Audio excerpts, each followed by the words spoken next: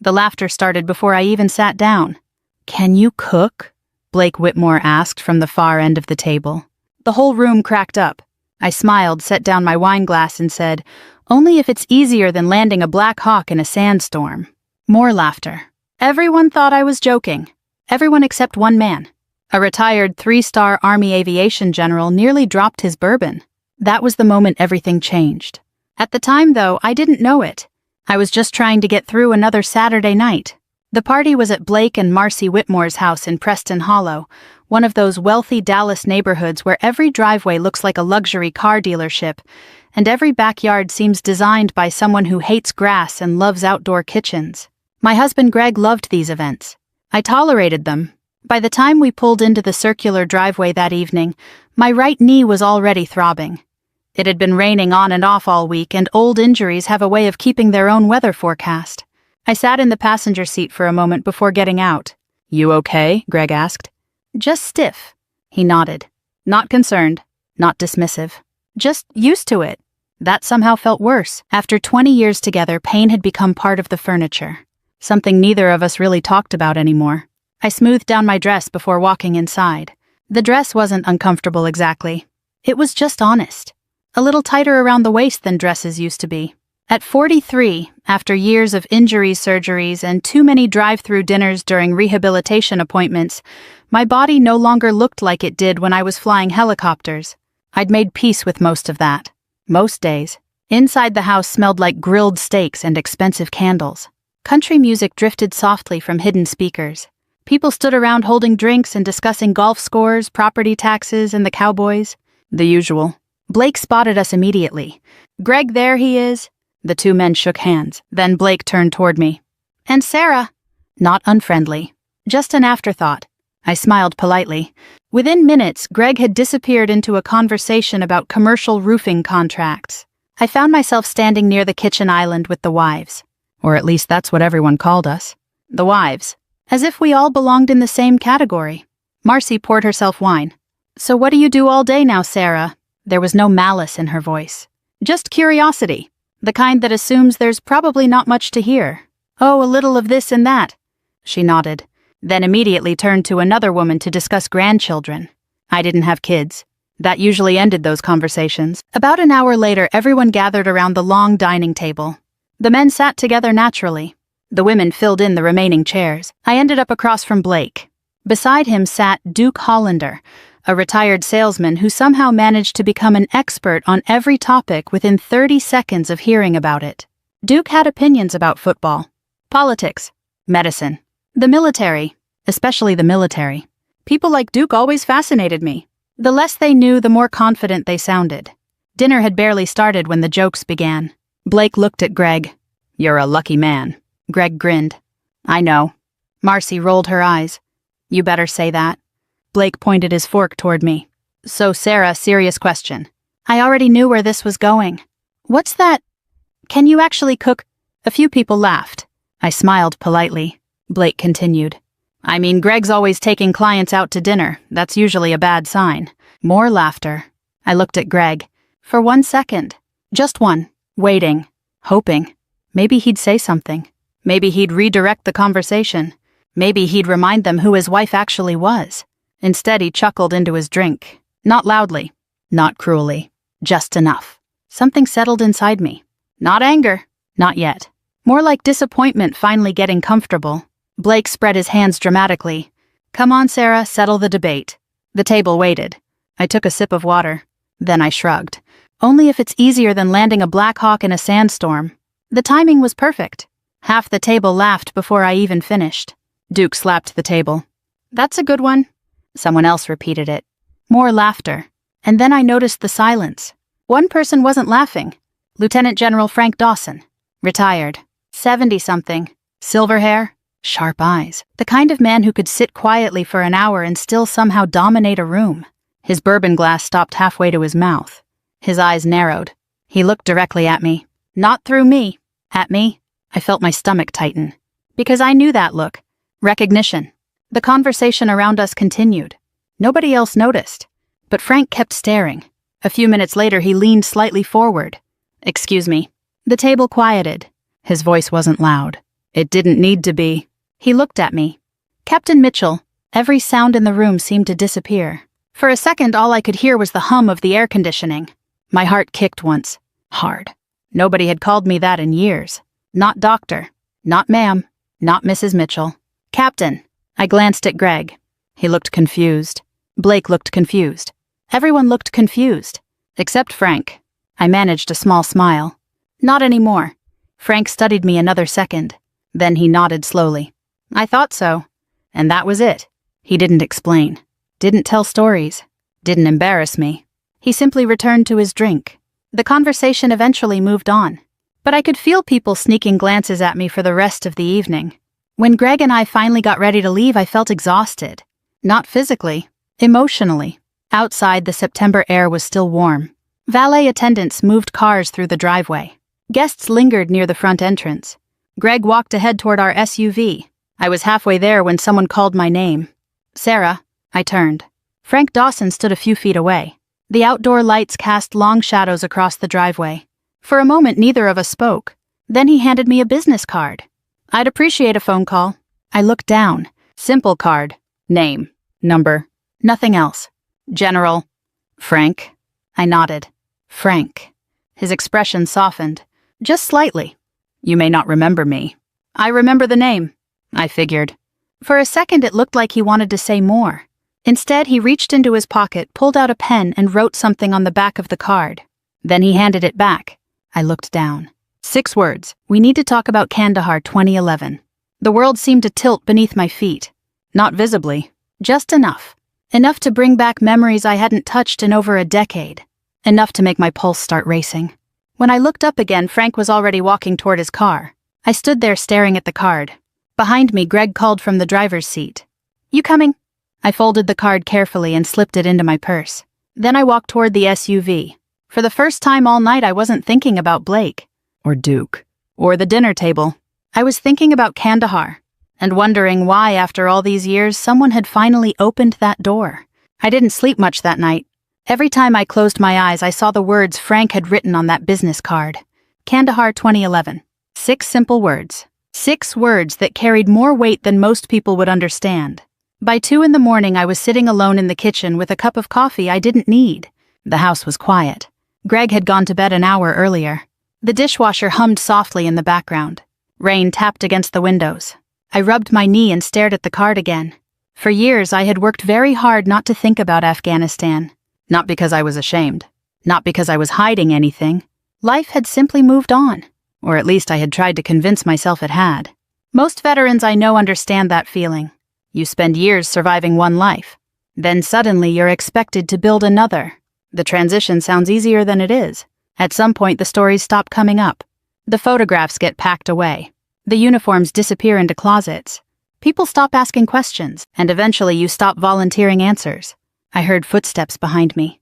Greg shuffled into the kitchen wearing sweatpants and an old t-shirt. He opened the refrigerator. You okay? I shrugged. Couldn't sleep. He grabbed a bottle of water. Still thinking about tonight. I looked at him. Which part? He frowned slightly. The weird thing with Frank? I almost laughed. Not because it was funny. Because it wasn't. The weird thing. That was his takeaway. Not the jokes. Not the dinner conversation. Not the way his friends had treated me like decorative furniture. The weird thing was the retired general recognizing me. I guess I said. Greg twisted the cap off the bottle. You ever know him? A little. Military stuff? Military stuff. He nodded, apparently satisfied. Then he headed back toward the bedroom. Halfway down the hallway, he stopped. You know Blake was kidding, right? There it was. The sentence I knew was coming. The defense. The explanation. The excuse. I stared at the kitchen table. Good night, Greg. A few seconds later, I heard the bedroom door close. I sat there for another hour, alone. The funny thing about disrespect is that it rarely arrives all at once. People imagine some giant betrayal, some explosive moment. Usually it happens slowly. A joke here, a dismissal there. A conversation where nobody asks your opinion. A story that never gets told. A photograph that quietly disappears from the wall. One day you wake up and realize you've been shrinking for years. And somehow nobody noticed, including you. Around sunrise, I finally went upstairs. But I didn't go back to sleep. Instead, I opened a storage closet. A few minutes later, I found an old plastic bin. Inside were photo albums, military paperwork, flight logs, pieces of another life. I sat on the floor and started flipping through them. There I was at 22, skinny, sunburned, looking terrified on my first day of flight school. A few pages later, I was standing beside a Black Hawk helicopter. Then another picture, and another. Years of memories, some good, some hard, all of them real. I grew up in Tulsa, Oklahoma. My father repaired diesel engines. My mother worked nights at St. Francis Hospital. Neither of them had much money. What they did have was discipline. You showed up. You worked hard. You finished what you started. After September 11th, something changed in me, like it changed in a lot of people. I wanted purpose. I wanted challenge. I wanted to matter. So I joined the Army. Nobody expected me to become a pilot. Honestly, neither did I. But the first time I sat in a helicopter cockpit, I was hooked. Some people find a calling. Others stumble into it. For me, it happened somewhere over Texas during a training flight. The moment the aircraft lifted off the ground, I knew. This was it. This was mine. The years that followed were some of the hardest and best years of my life. I flew in Iraq, Afghanistan, dust storms, mountain valleys, night operations, medical evacuations, supply runs, troop transport missions.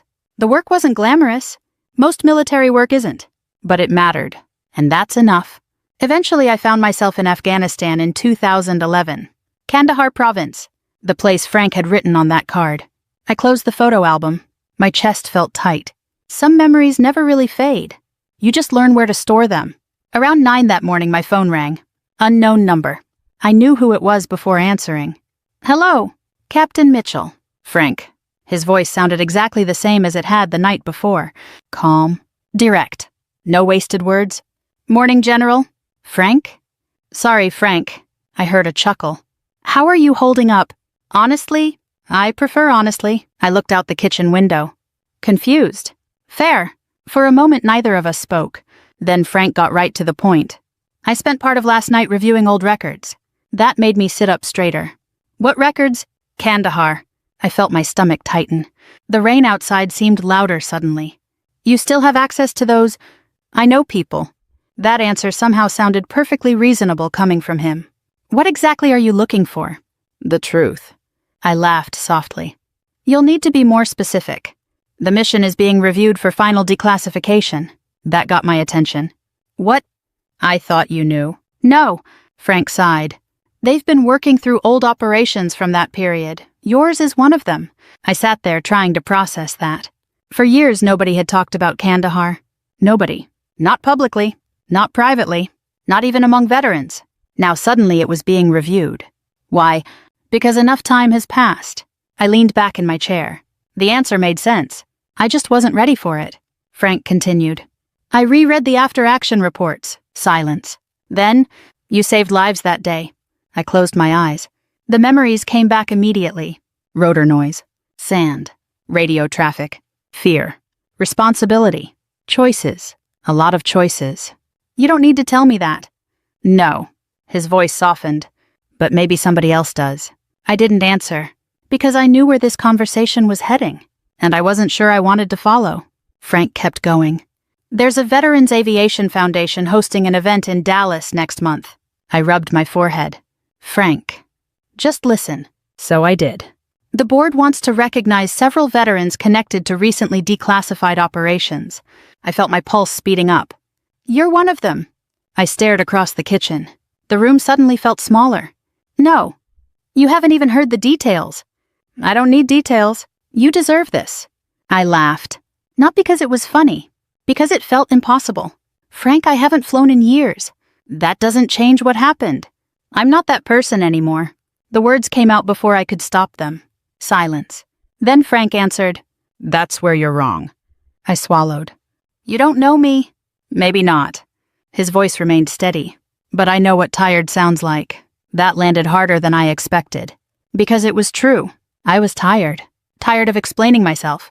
Tired of being overlooked. Tired of carrying pieces of a life nobody seemed interested in remembering. Frank let the silence sit for a few seconds. Then he added one final thing. Something I wasn't prepared for. The event is tied to a military aviation fundraiser. I nodded absent-mindedly. Okay. One of the major sponsors is Lone Star Commercial Roofing. My heart skipped. Lone Star Commercial Roofing. Greg's company. I sat up. What? You didn't know? No. Frank exhaled slowly. Well, I could practically hear him choosing his words. Sounds like your husband doesn't know much about this yet either. I stared out the window as rain slid down the glass. Somewhere deep inside me something shifted. Not revenge. Not anger. Not even satisfaction. Just awareness. For the first time I realized this story might not stay buried. And if it didn't, a lot of people were about to learn things they never bothered asking about. I did not tell Greg about the phone call. That sounds worse than it felt at the time. I wasn't sneaking around. I wasn't plotting. At least that's what I told myself. The truth was simpler and uglier. I wanted one piece of my life that Greg had not already touched, minimized, explained away, or tucked behind one of his golf photos. So when Frank Dawson invited me to meet him at a veterans breakfast in Fort Worth the following Wednesday, I went. Greg thought I had a physical therapy appointment. That wasn't exactly a lie. My knee hurt badly enough that morning to qualify as medical activity.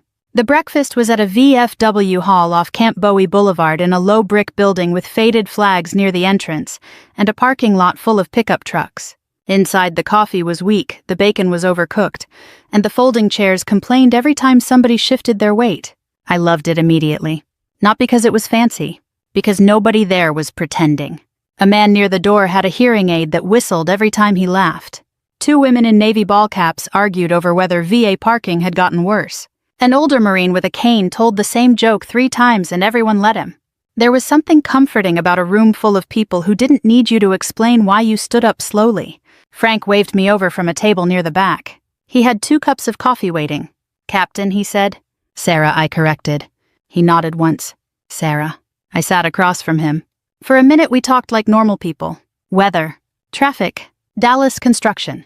The kind of small talk veterans use when the big talk is waiting in the corner like a dog that hasn't decided whether to bite. Finally, Frank reached into a leather folder and pulled out a few papers. Nothing classified.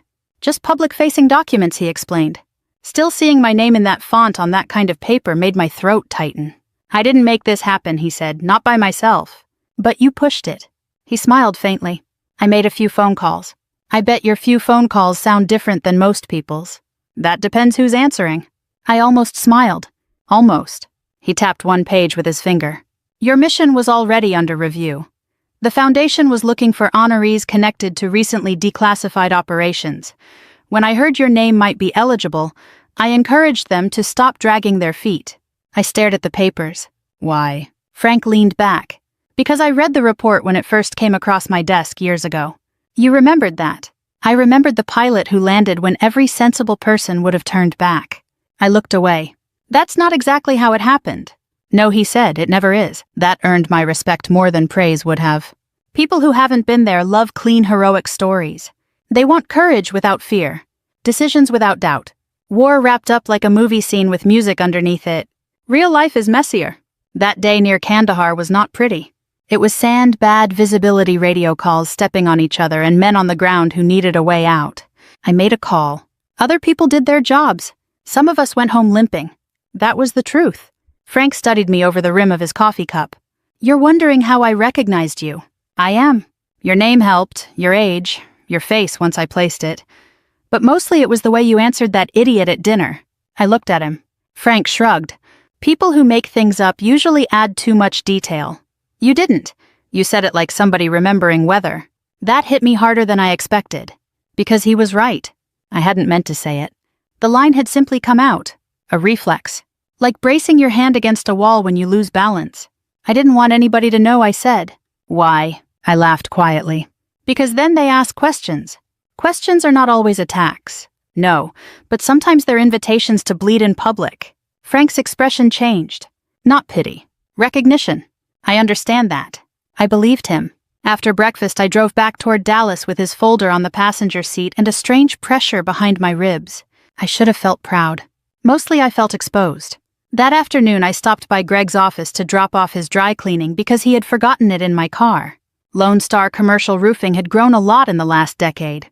What started as a small local contractor had turned into a business with polished floors, glass offices, and a receptionist who called Greg Mr. Mitchell, in a voice that sounded like she had practiced it. His assistant Linda waved me in. "He's on a call, but you can leave it in his office." I pushed open the door and stepped inside. Greg's office looked like a museum exhibit titled "Successful Texas Man." Framed newspaper clipping, golf trophy, photo with a state senator, signed Cowboys helmet, a shadow box with his old army patches. I looked at that shadow box longer than I meant to. Greg had served. I want to be fair about that. He served honorably. He wore the uniform. He did his time. But over the years around business clients and country club men, he had learned to let silence do some generous work. If somebody assumed he had deployed more than he had, he didn't correct them. If someone called him a combat guy, he smiled in that modest way men use when they want credit without making a claim. I used to tell myself it didn't matter. Maybe it didn't. Until I realized my real history had become inconvenient beside his polished version. On the credenza behind his desk sat a framed photo of us from a charity gala. Beside it, a picture of Greg holding a golf trophy. There had once been another photo there, me in uniform, standing beside a Black Hawk with dust on my face and my hair tucked under my helmet. I remembered because Greg used to say it was his favorite. It was gone. That night I checked our shared digital album. I felt foolish doing it, like a suspicious wife in a cheap TV movie. But I checked anyway. Some photos were still there. Vacation pictures. Christmas. House projects. Greg shaking hands with donors. But the cockpit photo was missing. So was my promotion ceremony. So was the one from Kandahar after we got back to base, the one where I looked so tired I barely recognized myself. Not all my military pictures were gone. Just the ones where I looked like someone nobody could dismiss. I sat at the kitchen table with my laptop open, staring at blank spaces where my life used to be. Greg came in from the garage. "You okay?" I closed the laptop. "Fine." He tossed his keys into the bowl near the door. "I'm starving. You want to order Mexican?" I almost laughed. After all the little removals there, he was asking about dinner. "Sure," I said. "Manny's." "Perfect." And that was marriage sometimes. Not always a blow-up. Sometimes it was a woman sitting at a table realizing her husband had been editing her life in small, quiet ways, while he asked whether she wanted fajitas. The next Saturday, we went to a golf fundraiser at Brookhaven Country Club. I didn't want to go. Greg said it would mean a lot. That phrase had gotten me into more unpleasant rooms than I care to admit. Duke Hollander found me near the buffet holding a tiny plate with 2 shrimp and 1 sad piece of melon. "There she is," he said, "our helicopter comedian." I smiled. "Duke." He pointed his drink at me. "You know, those Blackhawks are basically flying tanks, sweetheart." I looked at him. "They're not tanks." "Well, you know what I mean." "Not really." He chuckled, missing the warning. "I watched a whole documentary on those things. Incredible machines. Pretty much fly themselves now, don't they?" I tilted my head. "Have you ever auto-rotated one into a dust bowl with a tailwind?" Duke blinked. "Well, not personally. That's usually where the brochure gets thin." For one glorious second, Duke had no idea what to do with his face. Then he laughed too loudly and excused himself to get another drink. I should have felt satisfied. Instead, I felt tired.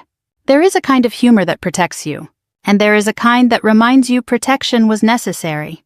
3 days later, an envelope arrived in the mail. Heavy cream paper. Formal.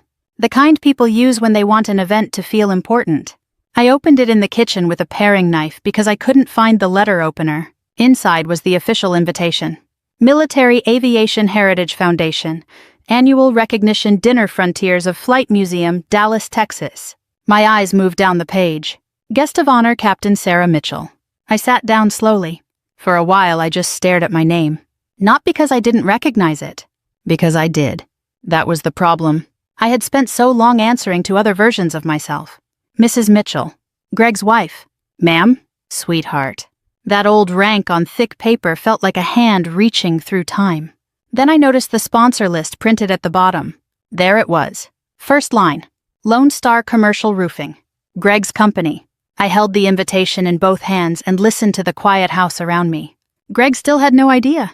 And for the first time in years, I decided not to rush in and protect him from what he failed to see. I wish I could tell you I had some brilliant master plan. That I sat in my kitchen plotting revenge like a chess player thinking 5 moves ahead. I didn't. The truth is a lot less impressive. For several days after receiving the invitation, I did absolutely nothing. I went grocery shopping. I paid bills.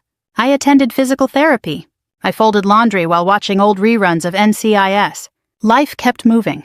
The only difference was that every morning I woke up knowing something Greg didn't. And every evening I went to bed wondering whether I should tell him. The answer kept changing. Some days I thought keeping quiet was petty. Other days I thought maybe I'd spent too many years protecting his feelings. One Thursday afternoon I was sitting on our back patio with a cup of iced tea when I finally admitted something to myself.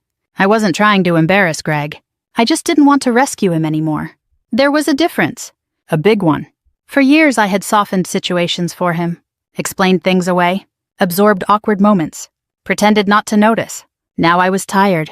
Not angry, just tired. And tired people eventually stop carrying things that don't belong to them. A few days later, Frank called. We met at a small coffee shop near White Rock Lake. It was one of those places filled with retired teachers, laptop freelancers, and people who looked like they'd been ordering the same drink for 15 years. Frank arrived early. Of course he did. Men like Frank were physically incapable of arriving late. I found him sitting outside beneath a shade umbrella. He already had coffee waiting. "You're predictable," I said. "Experience," he replied. I sat down. For a few minutes we talked about the upcoming ceremony, guest lists, schedules, media attendance. Nothing dramatic. Then Frank surprised me. "You look troubled." I laughed.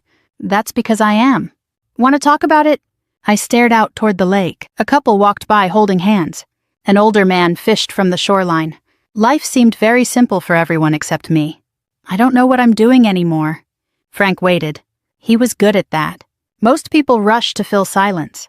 Frank respected it. "I keep telling myself this isn't revenge," I finally said. But part of me wants Greg to feel what I've felt." Frank nodded slowly. "No shame in admitting that." "There should be." "No." He stirred his coffee. "There'd be shame in building your life around it." That one stayed with me. We sat quietly for a moment. Then Frank surprised me again. "You know why my first marriage ended?" I looked up. "No." "Because I treated my wife like support staff." I blinked. That wasn't the answer I expected. Frank smiled sadly. "I wasn't cruel, that's the trap." He leaned back. "I provided, I worked hard, I stayed faithful." "Sounds pretty good so far." That's what I thought. His smile faded. "But I assumed she'd always be there. I treated her achievements like side stories in my own biography. I didn't say anything. I didn't need to." The comparison was obvious. Frank took a sip of coffee. "One day she left." "What happened?" "I spent about 5 years learning that decent men can still do real damage." The words landed hard. Because they felt true. Greg wasn't evil. That was part of the problem. It would have been easier if he were. Villains are simple. Insecure people are complicated. Frank glanced at me. "A man can survive being corrected." His voice softened. "What destroys him is refusing to grow afterward." When we finally left, I sat in my car for several minutes before starting the engine. I thought about Greg, about us, about the 1,000 little moments that had brought us here. None of them seemed important at the time. Together they changed everything. The following week, Greg became obsessed with the aviation fundraiser. Not the military side. The networking side. Every conversation somehow returned to sponsorship opportunities, potential clients, future contracts, business relationships. One evening he came home carrying a folder and a level of excitement usually reserved for lottery winners. "You won't believe who's attending." I was chopping vegetables. "Who?" He dropped the folder on the counter. 3 city council members. I nodded. "That's nice." "And 2 major developers." Also nice. "And apparently some retired military leadership." I kept chopping. "Sounds like a good turnout." Greg grinned. "It'll be huge." There was a pause. Then he added, "You know, we should probably buy you something nice to wear." I nearly cut my finger. Not because of what he said, because of what he didn't. He still had absolutely no idea. I looked up. "What exactly is this event again?" "A recognition dinner." "For who?" He shrugged. "Some pilot." I had to look away. Immediately. Otherwise I would have laughed. Not out of cruelty, out of sheer disbelief. "Some pilot." "Yeah." He opened the refrigerator. "Frank Dawson is involved. Apparently the person did something important overseas years ago." I set down the knife. "And you've never looked into it?" "No." Greg grabbed a bottle of water. "Why would I?" "Good question. Why would he?" The answer sat between us, unspoken, heavy. The next few days got stranger. The closer we moved toward the ceremony, the more opportunities Greg had to discover the truth. And somehow he missed every one of them. His assistant printed event materials. He never read them. Sponsors received emails. He skimmed the first paragraph. Someone mentioned the honoree's name during a phone call. He took another call halfway through. It became almost absurd, like watching someone walk past a giant flashing sign because they're busy looking at their phone. Meanwhile, his friends remained exactly the same. Blake continued making jokes. Duke continued pretending expertise. Marcy continued evaluating every woman in every room like she was judging a county fair competition. Nothing changed, at least not for them. One Saturday evening, we attended another social gathering. A backyard barbecue this time. Blake arrived carrying a framed photograph. "You guys have to see this." Everyone gathered around. The picture showed Blake standing beside a helicopter. He looked ridiculously proud. "Who's that?" someone asked. "A legendary military pilot." I took one look. Stock photo backdrop. Corporate fundraising event. The pilot wasn't even in the picture. I nearly choked on my drink. Blake pointed proudly. "Great guy." "What's his name?" somebody asked. Blake stared at the picture. "A little too long." Then he said, "Mike." I walked away before I started laughing. Later that night, Greg drove us home. Traffic crawled along the Dallas North Tollway. Country music played quietly through the speakers. Everything felt normal. Too normal. The ceremony was now less than 24 hours away. I still hadn't said a word. Neither had Frank. Neither had anyone else. The truth was moving toward Greg like a freight train. And for once, I wasn't standing on the tracks waving warning flags. The next afternoon, Greg was in his home office reviewing sponsor materials. I was downstairs reading when I heard it. A sudden scraping sound. A chair moving. Hard. Then silence. Not ordinary silence. The kind that makes you look up. I waited. Nothing. A minute later, I walked upstairs. Greg was standing behind his desk. Perfectly still. A printed program rested in his hands. His face had gone pale. Not dramatically. Just enough. Enough that I knew immediately. He finally saw it. At the top of the page in bold letters, Guest of Honor. Captain Sarah Mitchell. For a long moment, neither of us spoke. The air felt strangely thin. Greg looked at me, then back at the paper, then at me again, as if trying to reconcile two different versions of reality. Finally, he whispered, "What is this?" And for the first time in years, I didn't answer right away. "What is this?" Greg's voice barely made it across the room. I looked at the program in his hand, then at him. For a second, I considered giving him the easy version, a quick explanation, a neat summary, something that would help him catch up emotionally before the rest of the world did. Instead, I told the truth. "It's a recognition ceremony." His eyes never left the paper. "You're the honoree?" "Looks that way." Silence. He read my name again. Like maybe it would change if he stared hard enough. Then he looked up. "Why didn't you tell me?" I leaned against the doorframe. "I wanted to."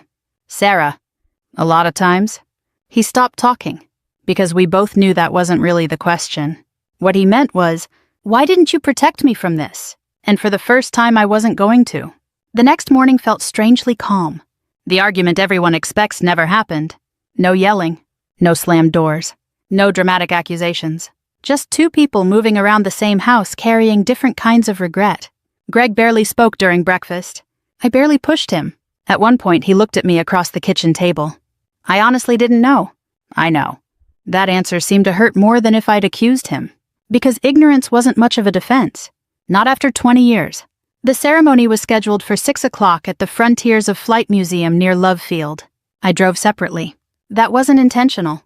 I simply had a meeting with Frank beforehand. At least that's what I told Greg. The truth was I needed an hour to breathe. The museum looked beautiful that evening. The setting sun reflected off polished aircraft displays. American flags lined the entrance. Volunteers greeted guests in navy blazers. Families wandered through exhibits. Veterans shook hands. Children pointed excitedly at airplanes hanging from the ceiling. For the first time in weeks, my nerves showed up. Not because of Greg. Not because of Blake. Not because of any revenge fantasy. Because suddenly this wasn't about a dinner party anymore.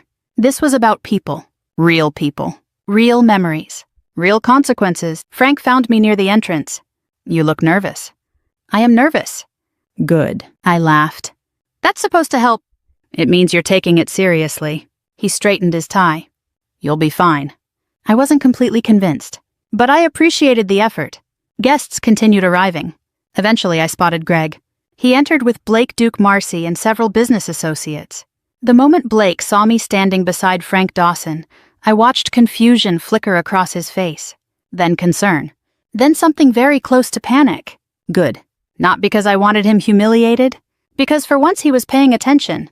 Greg approached slowly. His smile looked painful. You look nice. Thank you. You too. Awkward. Very awkward. Frank shook Greg's hand politely. No hostility. No coldness. Just professionalism, which somehow made everything worse. We took our seats. Nearly 300 people filled the room. Veterans, donors, military families, city officials, reporters, a local television crew. The energy felt respectful. Not flashy. Not theatrical. Real. Dinner was served. Conversations drifted across the room. Then eventually the lights dimmed. The program began. A foundation representative welcomed everyone. Several veterans were recognized. A scholarship announcement followed. Then Frank walked toward the stage. The room immediately quieted. He didn't need a microphone to command attention. The microphone simply made it easier. Good evening. A few hundred people settled into silence. Frank glanced around the room, then began. He spoke about service, duty, responsibility, not in a political way, not in a patriotic commercial way, just honestly. Then he transitioned into the story. Kandahar, 2011. A joint special operations team. A deteriorating weather situation. Communication problems. An extraction window closing by the minute. I felt my heartbeat quicken. Across the room, Greg sat motionless. Frank never exaggerated. That was one of the things I respected most about him. He didn't turn difficult moments into movies. He told them like a professional. Simple, direct, human. There were opportunities to turn back. His voice carried through the room. There were reasons to wait. Nobody moved. Nobody checked their phone. Nobody whispered. Frank continued. But there were Americans on the ground who needed help. The room stayed silent. I could see veterans listening differently now, not hearing a speech, recognizing a memory. The pilot involved never asked for recognition. Frank paused. Never requested publicity. Another pause. In fact, she spent years avoiding it. Now people were looking around, searching, wondering. Frank smiled slightly. Which means she's probably going to be annoyed with me tonight. Laughter. Gentle laughter. The kind that releases tension. Then Frank looked toward my table. Toward me. Captain Sarah Mitchell. For a second I couldn't move. The applause started immediately. Then people stood. One row. Then another. Then another. A standing ovation. 300 people on their feet. The sound filled the room. I felt my throat tighten. Not because I thought I deserved it. Because I suddenly remembered all the people who weren't there. Crew members. Friends. People who had served. People who hadn't made it home. Frank extended his hand. I walked to the stage. The applause continued. As I stepped onto the platform, I glanced toward Greg's table. Blake looked stunned. Marcy looked embarrassed. Duke appeared as though someone had unplugged him. Greg looked devastated. Not because I was being honored, because he finally understood how much he had failed to see. Frank handed me the award. A simple plaque. Nothing flashy. Exactly the way I liked it. Then he stepped aside. The microphone waited. I took a breath. The room settled. I don't really know how to give speeches. A few people laughed. Most pilots aren't chosen for conversation skills. More laughter. Good. The tension eased. I looked around the room. At the families. The veterans. The faces. I appreciate this honor. I paused. But the truth is, nobody does these things alone.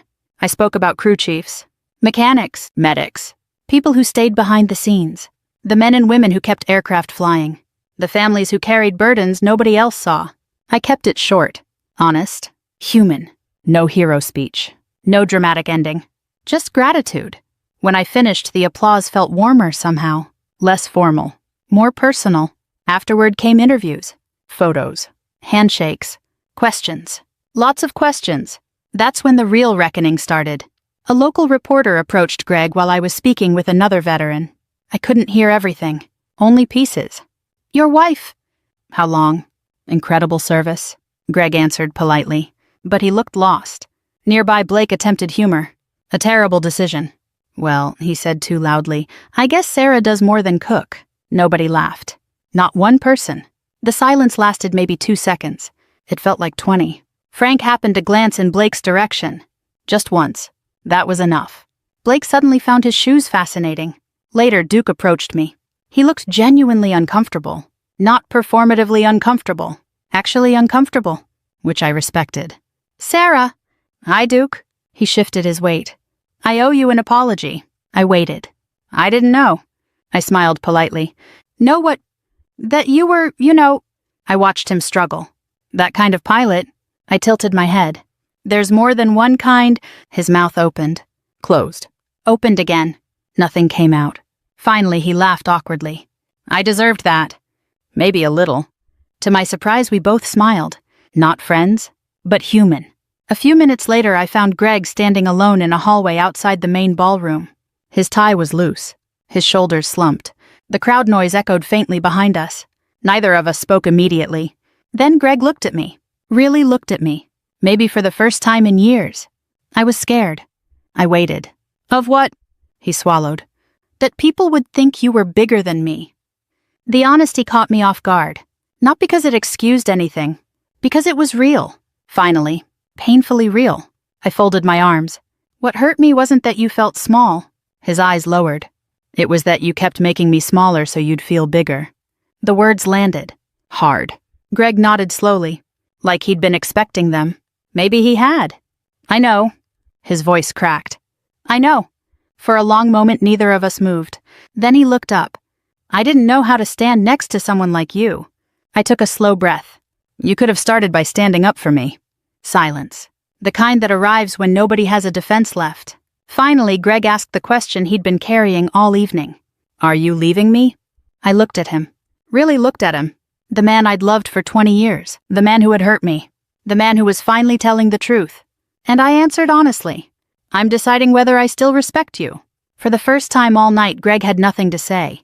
3 weeks later, life looked surprisingly normal. Not perfect. Not magically repaired. Just normal. Which after everything that had happened felt strange. The world hadn't stopped turning because of one ceremony.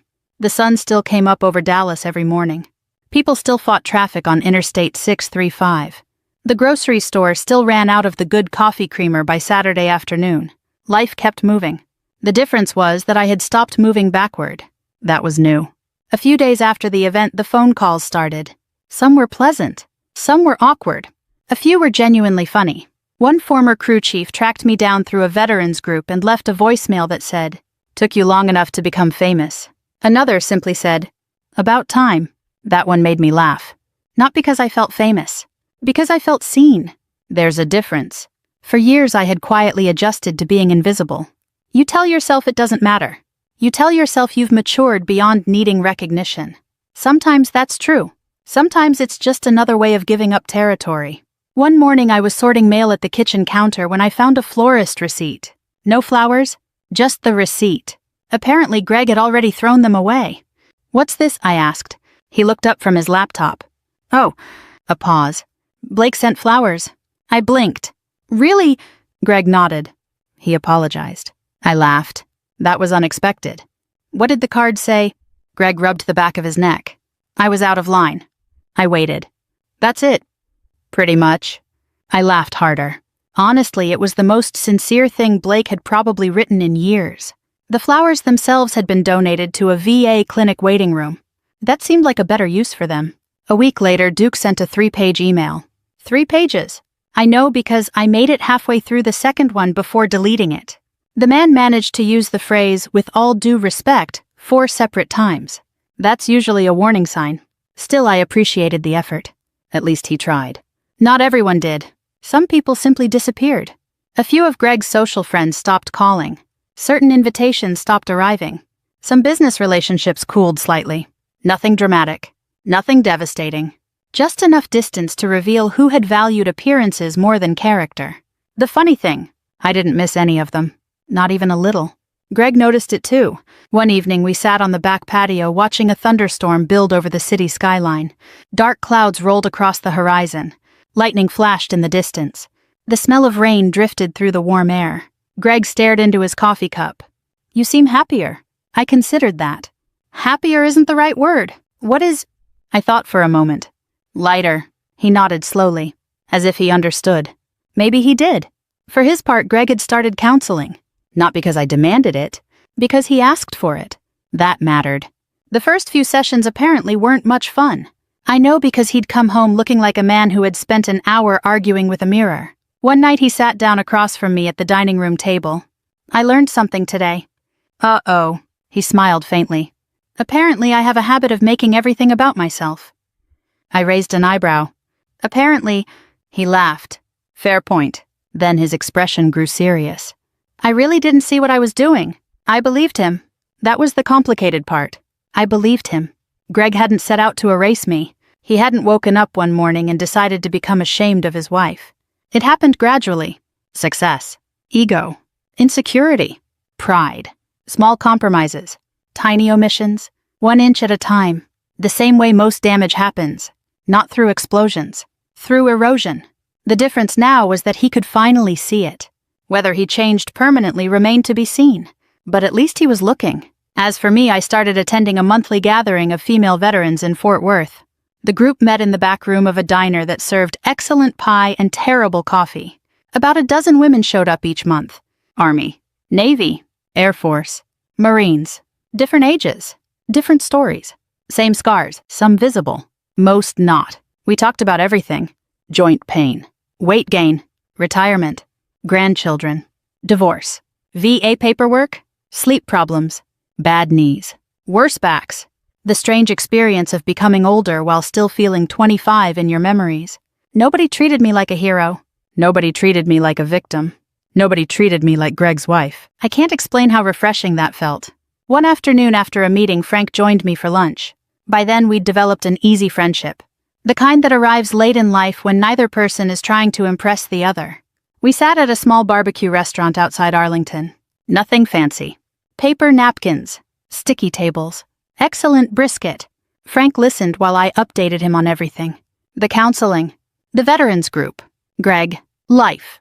When I finally finished talking, he smiled. You know what I think? That's usually dangerous. It is. I waited. Frank pointed a fork at me. You didn't get revenge. I laughed. Tell that to Blake. No. He shook his head. You recovered evidence. I stared at him. Evidence of what? Yourself. For a second, I didn't know what to say. Because as strange as it sounded, he was right. The ceremony hadn't changed who I was. The award hadn't changed who I was. The public recognition hadn't changed who I was. What changed was that I stopped allowing other people to define me, including myself, especially myself. A month after the ceremony, Greg and I sat down for a long conversation. No anger, no accusations, just honesty. The kind that's uncomfortable because it's real. I laid out my boundaries. Clearly, simply. No more jokes at my expense. No more shrinking my history to make somebody else comfortable. No more standing silent when people crossed a line. No more treating my life as a supporting role in someone else's story. Greg agreed. Immediately. The real test wouldn't be his words. It would be his actions.